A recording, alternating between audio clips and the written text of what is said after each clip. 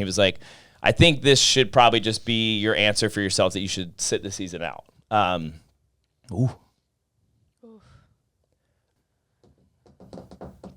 For those that don't know me, I don't cry ever. The last time I cried was about 12 years ago. My grandfather died.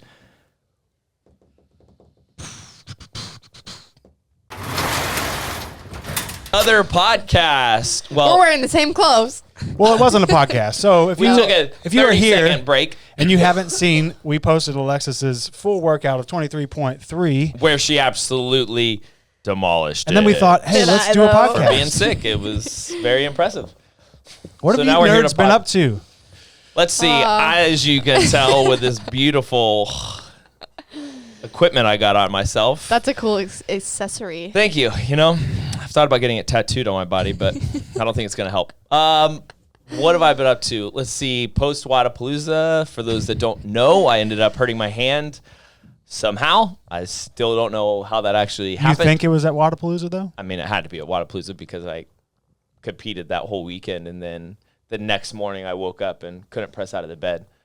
So from there, you couldn't press out of the bed, like to push yourself up, just like on the edge of like on the edge. Do you of the lay bed. on your oh, okay. Like on the edge of the bed as you push to sit up, yeah, right? Yeah. Like, I don't know. Well, that's how I get out of my bed. Okay, don't judge me. You just roll. Hey, raise that seat back up. I think this seat's ridiculous. Yeah, we need new chairs. We need new ones, new racing chairs. But took the week off. Thought I always heal. I'll get better. Next week came. Max was like, what do you want to do? And I was like, well, let's just ease into it. So he wrote support holds and overhead squat. So I was warming up, attempted to get into a support hold and couldn't physically lock out my arm and hold my body weight up. So I was like, well, that's odd. Waited another week. So just did some like lower body stuff, nothing really crazy. Maybe one workout that entire week. Really get my fitness prepared for the open at that point in time. Then the camp took place that following weekend, and so they had some workouts. I was like, well, I'll kind of just test and see what I can do. There was like a burpee, chest to bar, toe to bar, clean workout, and I was like, well, I'll do it, but I'll do the burpees on my knuckle, and instead of doing chest to bar, I'll just do another set of toes to bar because I could hang on to pretty much just my fingertips. Hold on, before you do that workout, up to this point, Alexis, you're watching all this. Are you talking to him during this time? Yeah, I'm talking to him. What is he like? I'm not talking to many people. What do you like? At this point in time. What is he like at this point? Well, usually he's like the loudest person in the gym. Hey. And he is in a good way. In a good way. And he's just not really talking, very frustrated in his own little world. And I mean, I would be the same exact way. Like, you're questioning whether your season's completely over and it hasn't even started yet. And like, obviously this is our full-time job and like what we love to do, and so for you not to be able to do that, it just kind of feels like your whole world is just being ripped from you and you have no choice, because obviously he was doing everything he can, but if you can't put weight on your hand, like, you just can't. Which is where you were going. You said at the camp you were going to try one more thing. Yeah, so I was going to just try some of the workouts, and it just kept getting worse as like the day was going on, and I was like, something's wrong. Like, I just know my body, and I was like, something's not right. So the next, I guess, that Monday following the camp had a hand specialist that I went and saw that's here, and he works usually in sports. Yes, it's not just some random guy, because we were like, oh, did you go to the right guy? Yes. They got me in for an MRI stat and CT. I had an MRI that next morning and CT that next morning as well. Next day after that, then he had the results and pretty much just was like, it's a severe bone bruise and there's not much you can honestly do. And I was like, well, whatever. Okay, this guy's probably wrong. I'll be fine. So then Wednesday, before the open workout took place, Kyle and I, Habdo, created like a little makeshift foam. On-site PT. Yeah.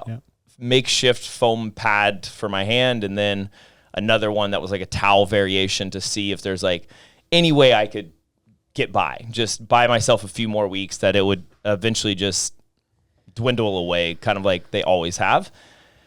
Came in, got into a plank position, and it still was pretty uncomfortable for the most part. So I was like, well, this isn't going to help. And then I did a partial wall walk where I took one step, and it literally just felt like the bone was about to shoot through my hand. I was like, well, this, I don't know. This is pretty tough.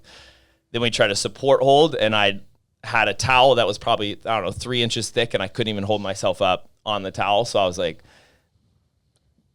well, I think this is it. So I was actually sitting at the front desk just contemplating my life and everything that I've done up to this point. And then Max comes up, and I guess Kyle and him talked back here, which I didn't know about. And he was like, I think this should probably just be your answer for yourself, that you should sit the season out.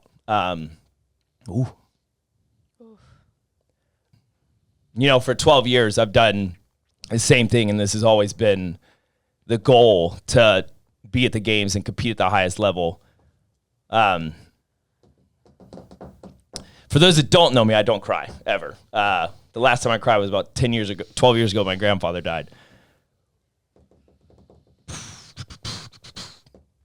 But I think at that moment when Max told me, like, hey, you need to sit the season out, it just kind of like hit me that was actually going to be what was happening. I didn't think that would ever be a case. I've always been pretty resilient and able to fight through a lot of things and not be kind of kicked down by an injury, or if it did happen, I was able to push through it, or there's always been some way around it, and there really wasn't. And at that moment, it was just kind of my emotion took over, and I pretty much just like started bawling my eyes out and losing it, because I mean, this is what you train for. I want to be competing. I want to, like, I mean, I'm not getting younger. I can't keep going for forever, but like, you want to be chasing after that dream. And I mean, as much as it sucks, and after a few weeks now, like, I've kind of like accepted it. Like, it happened for a reason. There's nothing I can do. I can't change the outcome, but I can focus on some other areas and start to work towards other goals until it fully heals. And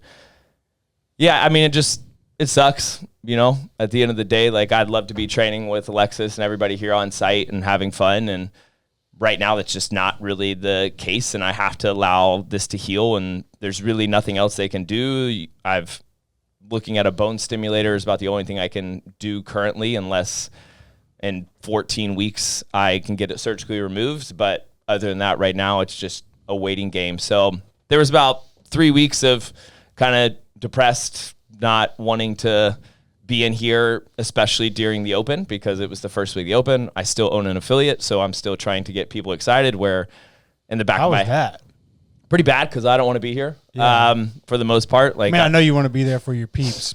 Yeah, but overall, like, at the end of the day, right, like, if I'm not feeling very excited and happy about the Open taking place, it's going to be hard to display that. But you just got to kind of put your emotions and frustration to the side, because you're still the owner, and you still need to represent and show people that, hey, this is a community and we're all here for each other. And I think the first 2 weeks are probably the hardest, because the energy is so high, it gets so exciting in there. And typically in the years past, when I do coach Friday Night Lights, sometimes I'll just repeat the workout on site. Yeah, that's usually when you go out and go crazy. Because the community fires me up. I love watching the people. I love seeing people hit PRs and improving. And for me, that's motivating. So it just like gets me going. And there was the first workout, I was watching people go through it, and I was like, man, I should just do it. I should just screw it. I don't care what happens to my hand. Just try it.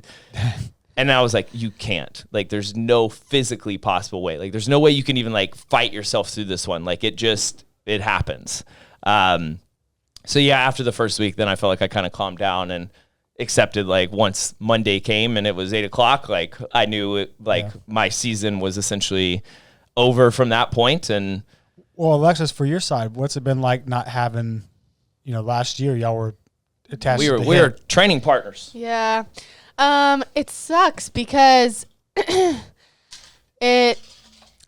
brings so much joy and fun to the sessions, and when he's not, like, he's around obviously, but it's so different when you're not doing it.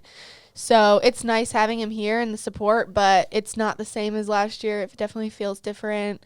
I think we all miss having him around, and we're all excited for him to heal up. But now I just gotta represent for both of us. So. I pretty much told her she took my throne. Every week he's like, if you don't do good, I'm kicking you out. So I'm like, yeah, that's true. I do say that. But yeah. Yeah, but I think it's just you got to kind of step back, take a different role, right? Like I had those few weeks to pout and be upset and frustrated, which I feel like is understandable. And then it's just kind of going through the motions. I was like, I don't know what I'm doing, right? Like I've always been training for something. It's 12 years of your life, right? Yeah, like that I've done pretty much the same plan with Max. Like you have the open. All right, now what's the plan? We're going into quarterfinals. All right, this is the training focus. Okay, perfect. Now what's happening here? And so then to be kind of in this emptiness of not knowing what is going to take place, what to do, it's just kind of a weird feeling, right? Like kind of uncharted territory. Yeah, like, oh, well, I guess this is going to kind of be what it's like when I'm done competing. Like what's happening right now? Yeah. And because it wasn't under my control, like it wasn't something I did or made a decision of stopping, whatever it was. Like it was like, no, your body's saying, hey, stop right now. You can't do this. So for me, it's just trying to rewrite the narrative of finding something that's getting me excited to train and get back inside the gym, because all I was doing was just golfing, which was great and I love it. But at the end of the day, this is my job and I enjoy what I do, but I got to find something fun and creative to do. So Alexis, what do you think of Travis's new little training plan? Do you know his goals? You know his goals, right? Yeah, I know his goals. 500-pound back squat and sub 5-minute mile. What do you think? I think he can definitely accomplish it. I mean, he's really strong and he's good at running, so it's a good Makes goal. sense. I was actually going to ask you, did you in the back of your head feel like somehow you were going to be able to do this season? Because in the back of my head, I was like, he's going to be fine. Yeah, I mean, I don't think it was until that Wednesday before the Open when I like still couldn't put weight on it, and it was like excruciating. And then Max being like, that's it. I felt like that. Like, there's never been a point, I feel like, besides when I like fractured my L5 12 years ago, whatever. But there's never been like a point other than that where I'm like, no, my season's over. Yeah. Like before it even started, right? Like if I took 6th at regionals or whatever, like, okay, well, like you tried and came up short. Here's how that happened, or this is why. But this was just like uncontrollable. Like there wasn't even a moment at Wadapalooza where I was like, that really hurt, or this took place. It just some weird freak accident. And yeah, it's definitely a bummer. But I feel like, that I thought for the whole time there wasn't a point where I wouldn't be able to do the season until then. I feel like these are always blessing in disguise. Like my hand, I was like, well, this sucks. But the fact that I actually did cry and show emotion for me was an immediate response of like, you do really care about this. Yeah, what was that like for you to honestly, I thought my body was freaking out. I didn't know what was I'm sure as you started happening. to cry, you were like, fuck, what's happening? That's exactly what I said. Yeah. Because like you said, and then Max you don't was like, cry. do you want a hug? And I was like, no. Like my immediate response was just like, no. I just like Wait, panicked. did you end up getting the hug? No, I just sat there and pretty much had my hands over my eyes and was crying. Man. And then like, I don't know, 5 minutes later, John came up and he was like, what's going on with you? And just kind of like joking like his normal way. And I was like, well, my season's over.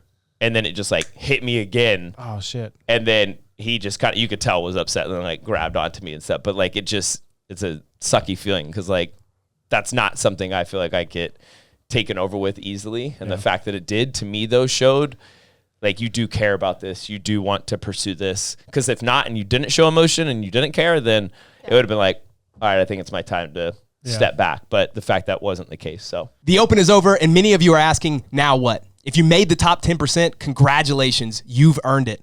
Our RX Path will be prepping for quarterfinals over the next 2 weeks.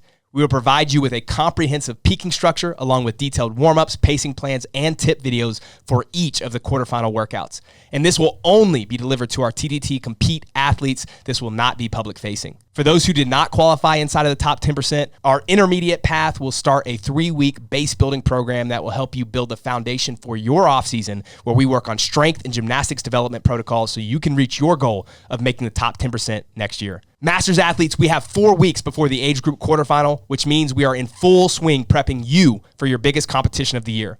We have included structured strength and CrossFit progressions that will lead us directly into the quarterfinal weekend, including a quarterfinal simulation with our entire Masters community this weekend. And our elite path, if you have made semifinals, we will write a personalized program for you to properly peak you for the week you're competing. Come join TDT Compete right now. Go to trainingthinktank.com. Hope you enjoyed this clip of the Corpus Animus Podcast. To hear the full episode where Alexis and Travis talk about how Alexis is dealing with pressure in her sophomore year, what they thought of the 2023 CrossFit Open, mental strategies, and their goals for the rest of the year, check out the audio version on all major podcast providers or peep the other clips here on YouTube.